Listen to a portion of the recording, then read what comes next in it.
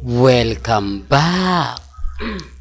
Mga kaaldab, ito na naman po ang inyong lingkod, si Mr. Destiny. At syempre magbibigay po tayo ng pinakamainit na update po ngayon sa social media. Ito yung usap-usapan ngayon at talaga namang pinagpipiestahan ang interview ni Alden Richards. Sa katatapos nga lang po na blessing, may kasama pang Thanksgiving party, mga kaaldab, na kung saan nga po nagbukas po pala ngayon ang bagong Stardust ni Alden Richards sa Makati. Na ito yung sinasabi ko, napakarami talagang blessing na dumadating, di po ba? Kaya nga po marami talaga nagre-react, marami nagko-komento na iba po talaga si Alden. Napakaraming blessing ang tinatamasa, di po ba? Kaya nga po proud na proud talagang ang Alden fanatic. Siyempre, Aldab din po. Dahil sa naging interview naman niya, ibig sabihin lang doon, di po ba, yung mga sinasabi niya makahulugan. Di po ba?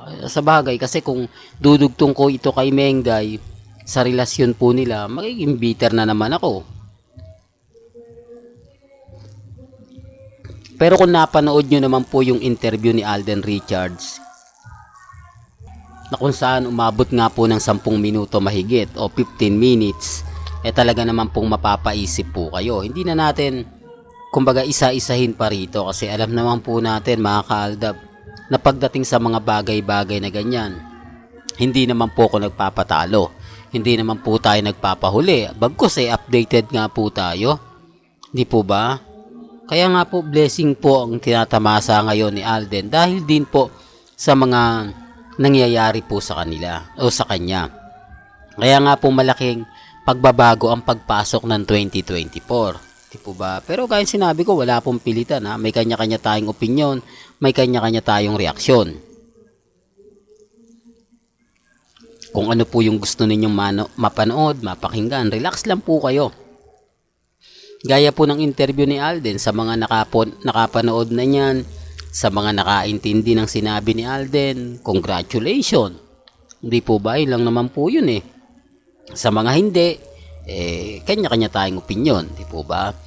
Itong sinasabi lagi kay Alden na yung issue po, matagal na po talaga yan. Wala naman pong nagbabago. Di po ba, bagkos mas maraming blessing po ang dumarating kay Alden Richards. Totoo naman po, si Alden Richards gagamitin para sirain. Gagamitin para tuluyang, kumbaga, alam nyo na, yung tipong gagawin nila to hindi lang dahil ganito, hindi lang dahil ganun. Ginagawa po nila to para lang po klaro, para lang po sa mga taong nagtatanong, para lang po sa mga taong nagsasabi ng ganito ganyan. Relax lang po kayo. Maging matatag, maging kampante. Hindi po ba? Sa dami ng mga binabato ngayon sa atin, nananatili tayong matatag. Nananatili tayong kampante. Hindi po ba? Ulitin ko lang, hati ang opinion ngayon sa naging pahayag ni Alden Richards. May iba pumapabor, yung iba hindi. Sabi ko nga po, depende talaga eh. May mga bagay-bagay nga po na malalim. Yung iba, madaling maintindihan. Si Alden po yung tipo ng tao na magaling, mahusay. Saan niya nga po ba namana yan? Di po ba? Real talk, kanino nga po ba? At saan nga po ba talaga na masasabing nakuha ni Alden Richards yan? Yung mga ganyang napakahusay. For the record lang po. Pero bago natin ituloy itong napakagandang update natin, kung bago ka lang sa channel na to at isa kang true-blooded Aldab Nation na nagmamahal po kila Mengay at Isoy, tama po ang channel na pinuntahan mo, kaya consider na po kitang bagong subscriber. At huwag mong kalimutang i-share ang mga video po natin ha, sa mga mami, sa mga titas at sa mga senyor. Ito mga kaaldab, ang top 5 Metro Manila Film Festival na kung saan ay talaga naman pong marami ang natuwa, di po ba? Sino ang una mong panonoorin? Sa survey mga kaaldab o sa mga boto nga po na nakalap, grabe no? Ang laki, 32,000 kung ikukumpara nga po sa Kampon na kung saan nga po well, correct me if I'm wrong, kung Kampon yan, mga kaaldab, o yung penduko. At sabi ko nga po sa inyo, may mga bagay-bagay po na mahirap nga po talagang kumbaga ipaliwanag na nakuha po yung respeto, di po ba, na kung saan 32,000 na boto kung sino ang una mong panonoorin. Nakakatuwa din po kasi nasa atin talaga yung no? Nasa atin talaga yung presensya. Tapos sasabihin na naman nila, nako ayan, tuwan-tuwa yung mga Alden fanatics kasi nangingibabaw kay Sharon Diyan na naman magsisimula, kahit fake news yan, kakagatin nila yan. Wala namang pong problema. Sabi ko nga po sa inyo, may kanya-kanya po tayong opinyon. Inilabas ko lang po ito para po sa kaalaman ng lahat, para lang po sa mga dumadaan at bumibisita. Alam niyo naman po, pagdating sa channel ni Mr. Destiny, updated na updated po tayo. Taliwas sa mga sinasabi at pinapaliwanag nila. Sa mga nagsasabi, nako fake news yan, okay lang naman po yan. Wala naman pong problema. Ang sa akin lang, masaya po tayo dahil nga po napasama sa top 5 audience choice mga kaaldab yung pelikula ng Family of Two. Maganda naman po talaga to Kaya lang, ang karamihan nga po talaga base sa mga nakukuha kong impormasyon, mga mamis, mga titas, mga senior. Kasi yung iba pag-ibig ang gusto, yung iba action, yung iba kumbaga horror, tapos yung iba pambata, di po ba? Hindi nyo may kakaila na kumbaga yun ang una nilang panonoorin. Although yung iba panonoorin din yan. Hindi po ba yung mga mamis, siyempre yung mga anak muna nila yung sasamahan nila bago nila panoorin yan. Siguro sa susunod na araw, di po ba? Pero yung December 25, para po talaga sa mga bata yan. Depende na lang po kung gusto nga po ng bata, yun ang panoorin.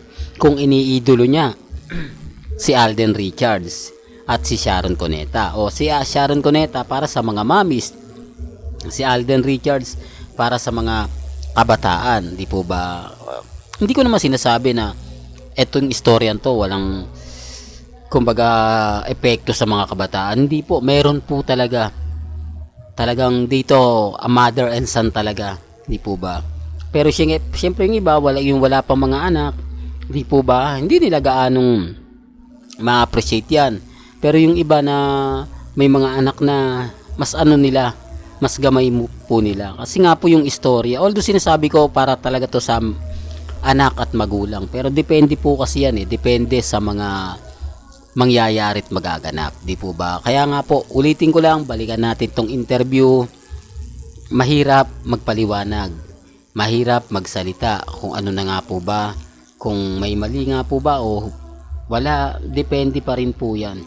Ang sa akin lang po kasi mga kaaldab, kung ano lang naman po yung latest, kung ano lang po yung trending, dun lang po ako. Hindi po ba, bagamat maraming magre-react, bagamat maraming magsasabi na ganito ganyan, normal lang po yan. Kasi sabi ko nga po sa inyo, may kanya-kanya tayong opinion, may kanya-kanya tayong reaksyon. Ang sa akin lang, kung ano po yung sa palagay po ninyo, basta ako kampante. Alden at Main lang po talaga ang malakas. So, alam nyo na, pag sinasabi ko yan, mas kinikilig yung mga mamis kaysa po sa mga baguhan pa lang sa channel ko, yung mga bumibisita, yung gusto lang ng update. Remind ko lang po sa inyo sa channel ko, ang pinagbabasihan po namin dito noong 2015, kung saan nagsimula ang Aldab, kung papaano na-develop ang Aldab, kung papaano sinuportahan ang Aldab, doon po kami. Kaya po yung mga baguhang subscriber ko na hindi naman po talaga Aldab, wala po talaga silang alam, hindi po ba? Pero kung number 1 true-blooded Aldab Nation ka, tama po talaga yung channel na pinuntahan mo. Dahil dito po talaga, lahat po na mga kaganapan malalaman po ninyo. Well, hanggang dito na lang po yung updates natin mga kaaldab Kaya kung gusto nyo pa po ng pinaka-latest at sariwang update, abay tumutok lang po kayo dito po sa channel ni Mr. Destiny para updated po kayo sa mga latest at sa mga bagong video po na ilalabas po natin maya-maya lang. Hanggang sa muli, salamat po sa panonood at pakikinig.